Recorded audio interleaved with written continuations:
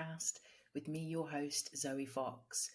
This podcast is for women who are healing the past, healing pain, and are just really ready to connect in with their greatest possible potential. We're here for a reason. We do not want to be hindered by the challenges and the traumas of the past. So we are coming together collectively to heal our lives and to see just how good life can get. So, welcome, Soul Sisters. It is another episode of Her Power, the podcast. And I can't lie, the last week has been pretty hardcore. So, you will know if you're a regular listener or viewer of the show that we are now on YouTube. The first episode went live on Friday. So, last week's episode can also be watched on YouTube. Now, I'm just like jumping straight into the episode. Really, I should be introducing myself and letting you know where you can find me. But I'm so traumatized by the last week that I'm just like, I need to get it off my chest. So yeah, if you would like to come along and connect, you can find me on Instagram at zoe.e.fox, and you can find the podcast on all your favourite podcasting platforms and now YouTube. We also have a Facebook page, which I'm just trying to grow and build, better late than never, at zoe.e.fox. And we also have a podcast page as well on Instagram, which is at Her Power the Podcast. So last week was a challenge. And it was a great reminder of just how tough life can feel at times. So I set myself the challenge in the new year of launching the podcast on YouTube, so for it to become a visual thing as well. So I went straight into it, a little bit naively, perhaps, not really knowing what challenges I was going to face along the way. In my head, I thought it was going to be straightforward. Pick up the camera, set record and roll, but it didn't quite work out that way. So I started recording. Everything was cool, recorded it. All the sound was there, everything. When it came around to doing the editing, the first obstacle that I came to was the fact that at some point in the video, the audio and the visual started going out of sync. So I don't know how that happened. I'm not a technical wizard. I work out what I need to know to help me to get to where I need to go, but I'm not the all-knowing technical wizard. You know what I mean? It's just not me. So everything was out of sync. I'm like, what's happened? I don't understand why this has happened. I've kind of bodged my way through the episode. And anyway, the main thing is that I got it live, but last week I learned a lot about recording podcasts for YouTube. I learned about needing an external hard drive for those big fat file. Yeah, the files are massive. I was thinking, I'll download it in 4K, so it's a really great quality. Really ignorant, not understanding the impact that would have on the file size, the capacity of my computer. It was testing, to say the least. And it really reminded me, actually, of the old days when I was so held back by the patterns of the past. And I would have just given up quite easily. But there's something about where I'm at now and the energy of now, which is like a dog with a bone that just won't quit. So I was determined last week to make it happen, pretty much at any cost. And this is where the lessons come in. It's like, how much are you prepared to push forward? How much do you need to also be able to make sure that you're not burning yourself out? Last week, my eye was twitching like a good one. And that usually happens when I'm really stressed. It hasn't happened for a long time, actually. So that was a good reminder of the fact that I don't live with a permanent eye twitch, which is what I used to do when I was stressed and my eye was just always going like that.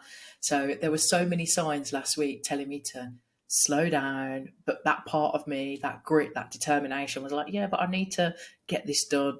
And I did it.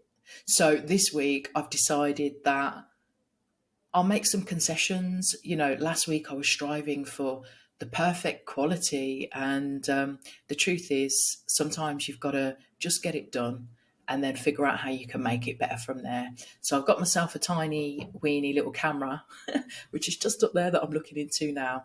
And that seems to have solved the problem. Last week I was trying to film it in my phone and record it through the computer, the audio part of it, and then join them all together. And So I'm just trying to simplify things, including not moving around my living room to set the thing up.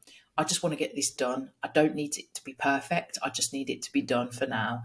And then when my resources improve, when my condition improves, and if you're listening to this for the first time, I've got a spinal cord injury. So the last thing I need to be doing really is moving about extra things. So I'm just sitting at my desk today instead of trying to be all in front of my plants.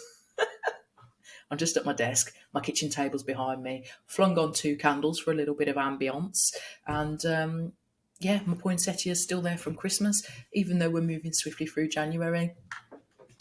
So yeah, last week it was a challenge, but it was a great reminder of how determined I've become. And I think that's one of the biggest lessons that I learned through spinal cord injury was that grit to just keep on going, even on the days when you feel like you want to give up, which was like last week. I was just like, I was over it. I was feeling mighty sorry for myself. I was frustrated about my limited capacity, my limited resources, my lack of a team, trying to do all of this production stuff. It's just me one. It can be difficult being a one woman band and a mother, trying to do the best that you can. And I'm sure there's lots of people out there listening that will be able to identify with the fact that trying to find a time to be everything and do everything is it's difficult. There's so many different pulls on our time and on our energy, and we have to really choose carefully about where we're spending our energy. And it can be difficult, when you've got pressures on you. And I know, for having lived in survival mode for so long, that it's hard to know when to switch off. Because when you are in survival mode, we're kind of programmed to think that the harder you work, the more you do, the better you'll be, the sooner you'll get to the end outcome that you desire. But it's not necessarily true. You can just work yourself straight into burnout. And if you're not taking the time to slow down and reflect and connect, then, you find that your energy gets really scattered. That was another thing last week. I really struggled to get into my practice.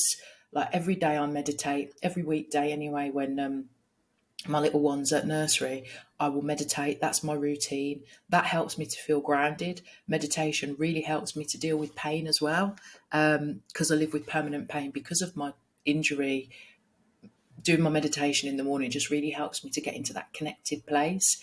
And last week, it's like nothing would work, none of the tricks. I did quite a lot of writing last week, but it's good for me as well to actually go back into those places where I remember what it was like to feel low and to struggle. And that was a really big reminder as well to me of like how much I'm just not prepared to go back to the old me that used to dwell very much in the misery and that didn't have any tools and tricks to get myself out of the low vibes. I used to just live in there.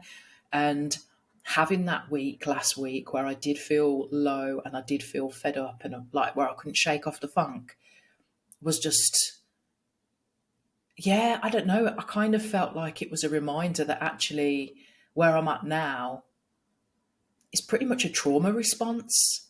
It's that inner sort of desire to never want to go back to the dark place that keeps me just pushing myself forward. It's like, right, we're not going back there. We lived there for too long, and that place was dark and ugly. And to be honest, I don't want to ever sit there for too long.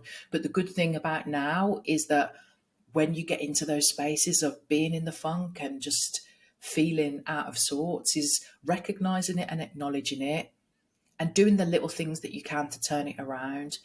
But like I said, I struggled last week to turn it around, even with my very best attempts. But there's lots of little subtle signs that your body will give, like for example, my eye twitch, and just the fact that I felt so burnt out. So it's good to sort of try and listen to your body when it's telling you to slow down, rather than getting to a point where the universe is just going to clip you around the ear and let you need to take this enforced rest. So yeah, it's been interesting. It's been a good exercise in, even when I don't feel like it, kind of forcing myself to listen to my body and go and take a little lie down on my comfortable sofa, as you can see behind me. And yeah, sometimes doing less is better than trying to do more. So it's a process. And yesterday, in fact, I just couldn't shake off the blues. I felt like there was quite a heavy energy, and I went and sat in my kitchen. And there's a window seat, which I've spoken about in the podcast many times, because for me, I had so much personal transformation sitting in that seat in the window. And I went and sat there with my notepad and my pen, and I was looking out at the window, and the trees were all bare. It was a grey, miserable day, and I just sat and I wrote. I wrote from my heart. I wrote from my sadness, and it reminded me a lot of when I first came out of hospital, and I'd start sitting at that window seat in around sort of like, March. And again, the trees were still bare. And I was just looking out, and, it's quite uninspiring when it's a grey, miserable day. But then I was reminded actually of how I used to sit at that seat and how the sun used to come through at a certain point, for a certain point of the day. And there's trees, it's like a tree lined street here. And there's these 3, 4 trees and one behind that I really connected to when I had my injury. And watching those trees come into bloom was just a real reminder for me after my injury of cycles in nature, and how we are part of nature, and how, this moment too will pass. And I was reminded of that yesterday when I was sitting there looking at the trees and just thinking about how bare they looked. But also, yeah, just thinking, well, in a few months, these trees are going to be teeming with life. They're going to be sprouting new leaves and flowers, and all the insects will be back, like living their best life, drinking up all the sap that comes out of those trees. And the birds will be, I mean, there's still a few birds about at the moment, but the birds will be able to enjoy the trees. And I'm sure there'll be a lot more birds that come in when the leaves come back. And just thinking, yeah, I'm not doubting in my head for a second that the life is going to come back to those trees.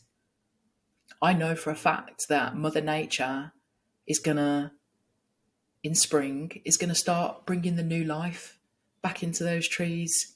The tree's not outside stressing about it. The tree's just chilling. It knows it's cold. It knows it's miserable. It knows that it's in January, but it's just standing there firm in the belief and the knowledge that when spring comes, it will do what it needs to do and it will bloom again. And it was just a good reminder yesterday to sit there and to be like, yeah, you know what? You might be in a funk at the moment, but it's not going to last. And even if everything that you're trying to do to change your mood isn't working, just through the process of time and the cycles of nature, this moment will pass. The sun will rise again. The tide will come and go. The trees will bloom and lose their leaves. And I think it's so easy at times to forget that we are part of nature and how connected we are to the cycles of nature when we're just so busy and we don't take the time to sit and breathe and look out and be like, yeah, Mother Nature ain't stressing. She's just going through the motions. So, yeah. So I'm wondering, how has your January been? Have you found it challenging? I know that, I mean, what is it? We're like, a couple of weeks in now. And we do have to manage our own expectations, especially if we come straight out the gates with this expectation that new year, new me, and everything's going to be changing, and we're going to be living our best lives, and all the abundance and opportunities that we're manifesting are going to land at our feet. And then you get into January and you're like, dum, dum, dum, twiddling your thumbs, where are all these blessings, and where's all this abundance?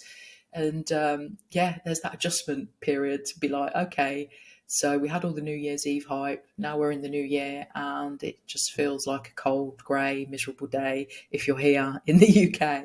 And but realizing that the new year for nature doesn't start until we start heading into March, when things start to bloom. So give yourself a little bit of grace, and try not to put too much pressure on yourself. I wonder if you've set yourself any New Year's resolutions and how they're going. I was like, yeah, I'm going to start, doing all this stuff. And I'm just like, the only thing that I feel like doing right now is hibernating, to be honest, is going inward, having quiet time. It's like you go into the new year and everyone's like, yeah, everyone's diaries are open again. And, let's connect and let's do this. And it's like, whoa, maybe we need to take a little bit more time to just slowly ease ourselves back in without too much pressure and too much expectation. So I am kind of thinking about when you are going through those hard times and when you do feel like you're being a little bit hard on yourself, how can we be a little bit more gentle?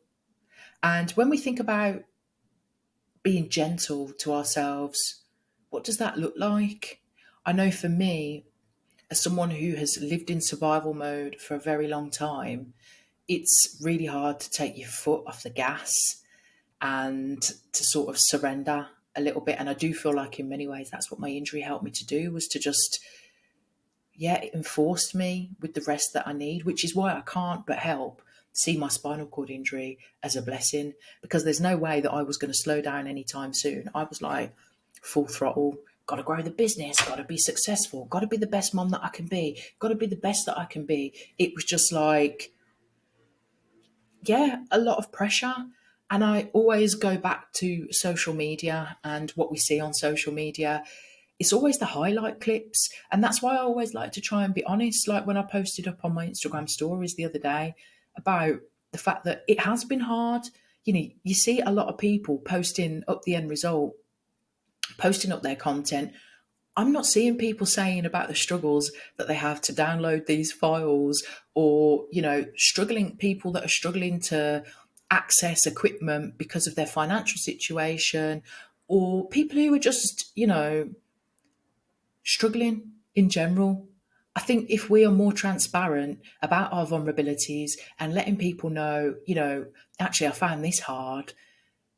And then they like, yeah, you know what, I found it hard too, but everybody else makes it look so easy. So, people are keeping quiet, feeling as though they should have it all together. But I think if people were a little bit more honest about what it took for them to get to where they got to, or, heading in the direction that they're going, the support that they needed, where they failed, what didn't work, how they corrected it. Because the one thing that I believe firmly is that all of the things that don't go right are just great ways for us to learn how to do something better next time. Like I said, when I was recording this podcast last week, I thought I would go and try and record it in 4K. Do I even know what 4K means? No. I know enough to know that it's like the best quality that you can get, but do I know about the implications of that? No, I'm just like hearing things thrown about and thinking, oh yeah, I'll do 4K, and then meeting the realization of the implications of trying to work with 4K quality files. And not doing proper data management on my computer to make sure that I'm saving files in an appropriate way and being mindful of what storage I've got available. Do I need an external device? I didn't know any of this until I started learning the hard way. So I think it's good to share our trials and our tribulations and to share with one another what it took for us to overcome it, because we are all human. And I'm a little bit fed up of living in this polished world that we live in, or how it's presented to be polished. So much work goes into creating these bits of content. It's like you see these adverts. You don't see what it took to put an advert together. I remember when I worked on a film set once, and it's amazing just how much goes into creating a film. When you're watching it at the end, you don't realise that there was 50,000 takes of that and 60 billion, takes of that, and tweaks and adjustments. You just see this polished end part that looks great. And because it's been so well put together, you're not even sorry, I'm just laughing because when I was watching the video back, I tried to do this little, when I was editing it, I tried to do this little thing where I'm like, I'm going to add in the podcast artwork where we usually have the musical link, and then there'll be a musical link, and then it will go on to the next part of the podcast. If you're watching on YouTube, I'm sorry for the really low budget. Like, it reminded me of just, yeah, something from the early 90s, and like the podcast artwork sort of spins in like clip art style, mega cringe. But again, you don't know until you do it. You don't know what something's going to look like, do you? And I've done it. It's up. It might look a bit cringe. People might think it's a bit low budget, but I've done it and it's okay. I don't have to try and pretend that I've got some sort of Steven Spielberg budget and team that are going to help me produce this beautiful quality end product. I've just been so inspired by the fact that there's a lot of women that I watch on YouTube that are older ladies that are talking about specialist subjects. And I'm like, these older ladies are out here smashing it. They're not worrying about lighting and this and that. They've just got their camera and the focus is on the content, it's on the quality of what's being said. And I think if you evolve to a point where you've got the team, and you've got the budget to get the production where you want it and hire the spaces and the lighting and the team, then great. But in the meantime, I think it's just better to get it done. And it's okay to look a little bit cringe in the process. And I think if I let cringe stop me, then there wouldn't even be a podcast. And if I was worrying too much about what other people were thinking, there wouldn't be a podcast. But I know from the people that I do connect with through doing this podcast that it's every bit worth looking a bit silly, because the people that the message is for tend to actually appreciate the fact that, I'm not trying to pretend that everything's all good. Life is hard. Some days are crap. Sometimes your equipment fails you, and sometimes you don't know what you're doing. But you give it your best shot. You tried your hardest and you didn't give up. And yeah, that's a big message for me, is actually that ability to keep going, even when you don't feel like it, even when things haven't worked out how you might like, is to keep pushing and to keep being consistent. Because unless you are consistent and unless you are going despite the fact that you don't want to, things will come to a halt. And as I think I've mentioned many a time before on the podcast, the old me that was hindered by outdated patterns, as soon as I came up against an obstacle, something that I didn't know, something that I wasn't 100% sure about, I'd just be like, I'll just leave it. I'll just park it. My phone has got back in the day, lists and lists of all these ideas. I always used to have these ideas of things to create and things to do. And as soon as I didn't know how to do the next step, I'd just be like, and it would basically be the notes in my phone would be the place where great ideas went to die, because I just left them there and didn't push myself, because the patterns in my head were like, oh, you don't know, well, just leave it then if it starts to get difficult. But if it starts to get difficult and you're prepared to just leave it there, how are you ever going to grow? How are you ever going to progress? When I came out of hospital, I had no option but to keep going, even though I really wanted to just give up at times, because it was really difficult. But especially having, my small human looking at me, that was like, so what, am I going to just lay in bed and cry all day and her just see her mum in a mess all the time on the bed, giving up to the fact that she's come up against some challenges? No, I'm not. I'm like, sometimes I do think, are you all right? Are you all right? Like, to myself, like, are you okay? Like, do you not know when to just stop? But yeah, I've got a little taste of what you can achieve when you put your mind to it. And now I'm like, okay, what other obstacles can I try and overcome? What other problems can I problem solve? Because it's so rewarding when you do make that commitment to just keep pushing to see, what you're capable of, and keep pushing to see what you can learn regardless of the obstacles. So I think that's about it for today's episode. I would just like you to have a little think this week about how do you find that you act when you are confronted with circumstances that don't go your way? What's your default response? Have a little journal around it and see if you can think of any ways that you can build in a little bit more resilience into responding when things don't go your way.